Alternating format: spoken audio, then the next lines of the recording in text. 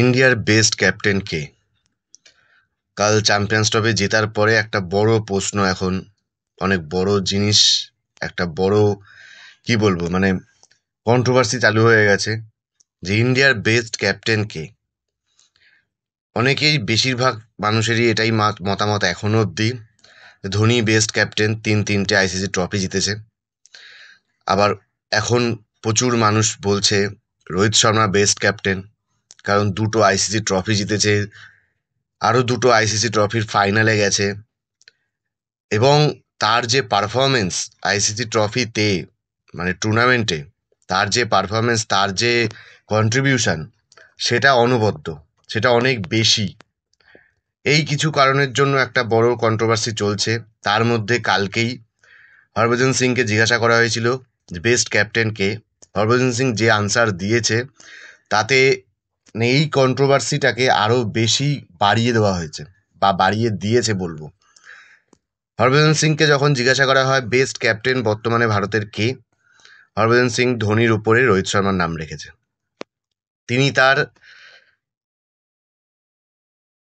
ক্ল্যারিফিকেশনে বলেছেন যে ধোনির ক্যাপ্টেন্সি আমি খেলেছি, আমি ধোনির সাথে 2007-এর ওয়ার্ল্ড কাপ, টি-20 ওয়ার্ল্ড কাপ খেলেছি, 11-র ওডিআই ওয়ার্ল্ড কাপ খেলেছি, আর রোহিত শর্মার সাথেও অনেক ম্যাচ আমি খেলেছি, আইপিএলের প্রচুর ম্যাচ খেলেছি।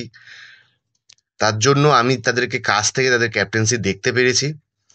সেটা দেখার পরে আমার যেটা মনে হয়েছে, রোহিত শর্মা যেটা করে, সমস্ত প্লেয়ারের কাছে সে যায় এবং তাদের কি প্রবলেম, তাদের কি দরকার সেটা নিয়ে আলোচনা করে, তাদেরকে সেই জিনিসটা, সুবিধাটা দেয়, তাদের যে জায়গায় ভুল হচ্ছে সেটা নিয়ে তাকে বোঝায়, তাকে সমস্ত রকম দিক থেকে কমফর্ট জোন তাকে দেওয়ার বা প্রোভাইড করার চেষ্টা করে। ধোনি যেটা করে, ধোনি কারোর সাথে কোনো কথা বলে না, কোনো আলোচনা করে না। ধোনির যেটা ঠিক মনে হয় সেটাই সে করে এবং চুপচাপ থাকে। কেউ ভুল করলে তাকে বোঝাতেও চেষ্টা করে না।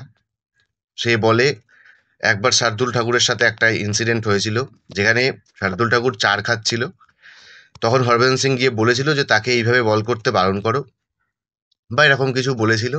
তখন ধোনি বলেছিল ও যখন নিজে থেকে মার খাবে নিজে থেকে শিখে যাবে, ওকে বললে পরেও কোনোদিন শিখবে না, এরকম কিছু একটা স্টেটমেন্ট দিয়েছে। কিন্তু রোহিত শর্মা সেটা করে না। রোহিত শর্মা যে কোনো প্লেয়ারকে তার কমফর্ট জোন অনুযায়ী তাকে দেওয়ার চেষ্টা করে, তাকে তার মতো খেলার মতো সুযোগটা করে দেয়, যাতে সে আরও বেশি ইমপ্রুভ করতে পারে।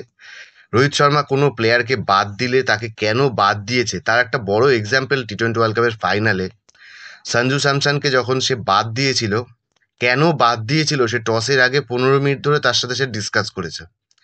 এই জিনিসটা পৃথিবীর অন্য কোনো ক্যাপ্টেনের মধ্যে দেখা যায়নি, যে তার প্রতিটা প্লেয়ারকে এত ইম্পর্টেন্সই দেয়, প্রতিটা প্লেয়ারের। আজ অবধি এটাও আমিও দেখেছি যে রোহিত শর্মাকে খারাপ, বা রোহিত শর্মার ব্যাপারে কোনো খারাপ মন্তব্য কোনো ক্রিকেটার করেনি। সবার ফেভারিট ক্রিকেটার রোহিত শর্মা। রোহিত শর্মার ব্যবহার সবার সাথে এতটাই ভালো, সে সবাইকে এতটাই ইম্পর্টেন্সই দেয়, এতটা সম্মান দেয়। সেই নিয়ে একটা বিরাট বড় কন্ট্রোভার্সি চলছে, সেই সব কন্ট্রোভার্সি তো চলতেই থাকবে।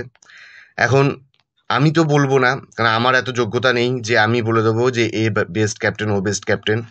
কেন, আমি সেই ক্রিঞ্জ বা টক্সিক ফ্যানের মধ্যে পড়ি না।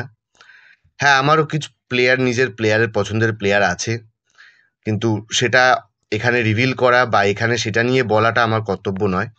তার জন্য আমি সেরকম নিজের থেকে পার্সোনালি কোনো মন্তব্য রাখবো না। যেটা চলছে সেটাই আমি আপনাদের জানালাম। ধন্যবাদ।